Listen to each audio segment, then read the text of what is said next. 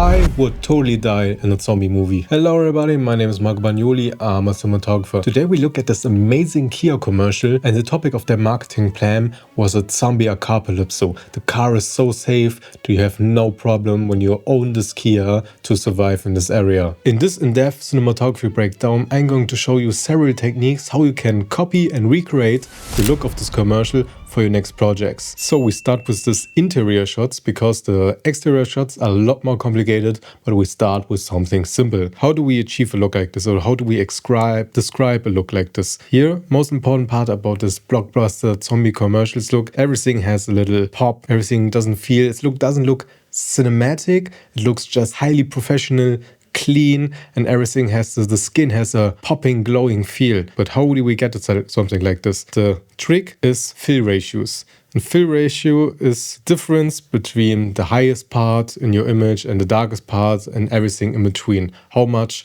contrast and highlights, how much highlights and shadows do I want in the face and in what relation to another. And in a commercial like this, it's very high and very clean. There are two ways how you can create a key light. Most of you probably do big 600D, 300D with a light dome and throw it on your actor. So what happens on a face? When you're going from little typical 45-degree angle, you would probably get a light a little bit here, then you get a Rembrandt, and the other side of the face is a little bit dark. Then you can also turn the light further to the side, and then your face would get half lit. Now, when you go for a very side light look, the one side of the face is a lot brighter than the other one. Now we can throw in a fill light, second one, that is just above the camera, never cross the camera. When you cross the camera with the other lights are fighting against each other. Imagine here's the key light, lights come here, and here's the second light. Then you get weird cross shadows in the face,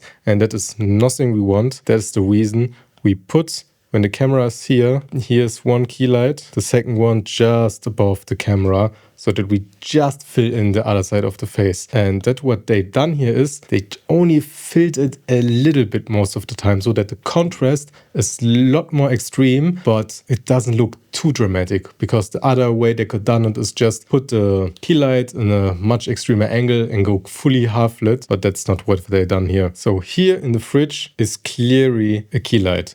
I would put something like, because of the space, an F22 or two F22s, because you want to have most of the time when you're recreating a light, make the size pretty similar.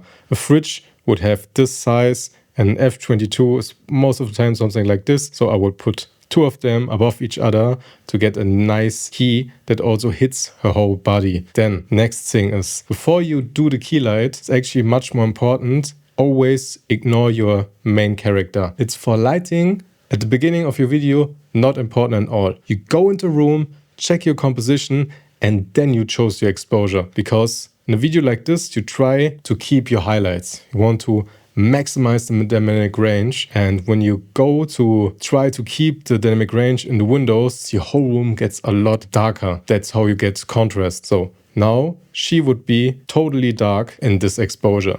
That's the reason now we can put her in and add our key lights in the fridge, and they would give there this very nice hard popping key light. So next problem is you don't want to crush the blacks too extreme. So there are two things you can do, or even though a few more, but I'll tell you two. One thing is haze. You can see in the background, there's clearly haze. Haze really lifts the shadows of the room. But the trick in a commercial like this, you don't want this moody, outwashed feeling across the whole image. That will destroy the effect. You only haze where the light sources and the shadows are. So only in the background. That helps to expose the background a bit brighter and a bit less contrasty, and because the background is less contrasty and the foreground is more contrasty, the actor pops a lot more. Then in commercials like this, they really often work with warmer colors. You can see we have this Astera constellation in the background, just put in on 3200 to give the whole scenery a little warm edge light. And that's actually how they done it. Normally, or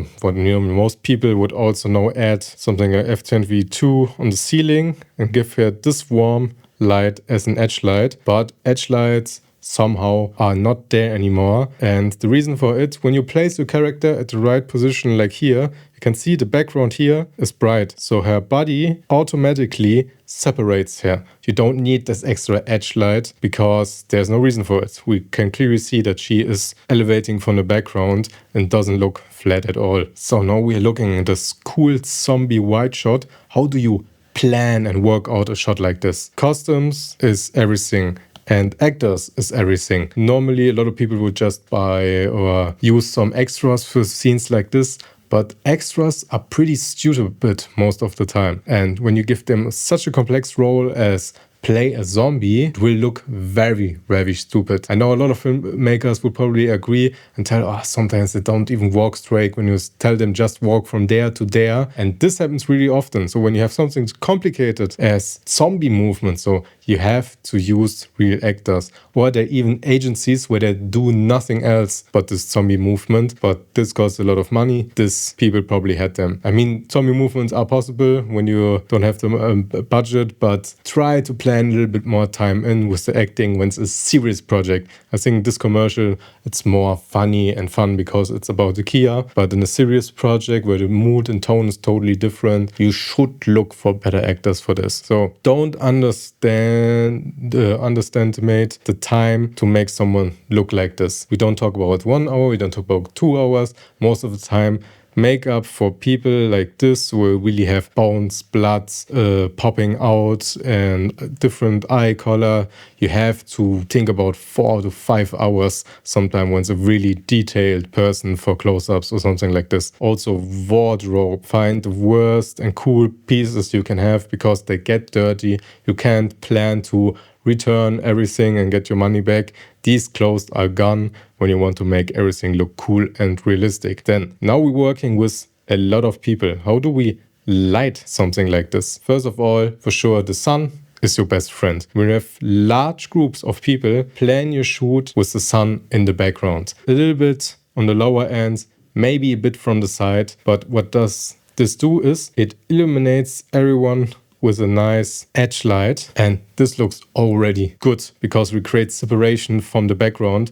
because most of the time the background is something dark like houses or the trees. So with this huge natural backlight we created more three-dimensional feeling in the outside. Then the only thing you have to do now is bounce the light back. So just work with huge ultra bounce 20 by 20 or bigger when you need to form the key light on the actors a little bit better. And I think that's what they've done here. It's not much, but I think a little bit of light is bouncing to the other side. And what you do is you sandwich the people. I would call it always like that, because when I give you a top view, this is your actor, this is the sun, and the sun gives him the edge light. Then you put the butterfly on this side, so this light bouncing back at him. And when you have go more in for a close-up or have really super high budget, you can also black out with negative fill the whole other side to form even more or model even more the light on the face of the people. But on a huge group like this, it's pretty difficult because we're working with soft sources, and soft source on a wide view doesn't look as contrasty. You have to use most of the time for wide shot more contrasty lights. Here's a nice example for a close-up where you clearly see that the sun is behind him. We get this beautiful glow on his curvy hair, and then you can see he has nice key on his face.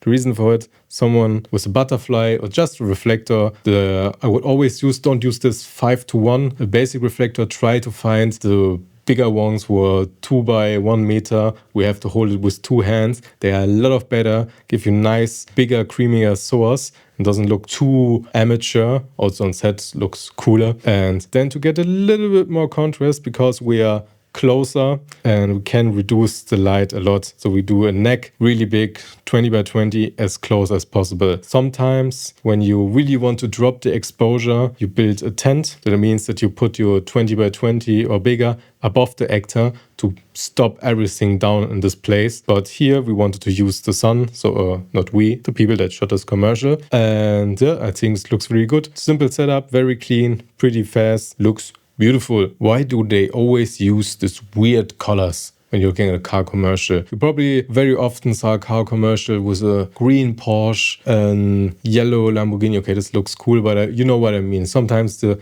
they're such unique and weird colors. But the reason for it, you always have to think about how does a commercial work. Our job as a cinematographer is to make the products or that the audience noticed our commercial. So when you just let the TV or something play in the background and you see nice skyline or a nice street in the woods and there would be a black car, you wouldn't see it, you would ignore it. But if there's a bright blue car, so it just pops out of the screen, and that's why they use this orange or blue colors, because they're just more eye-catching. And then in your mind you're probably thinking, well, this car should look good in black, and then you look up the car. So it's just the little psychological game that you play to make the car for most people a little bit uglier on the commercial, but when they look after the car and choose their color, they have more of the wow effect. And you can clearly see, because of the color, we have a really nice orange teal look, because the sun is now really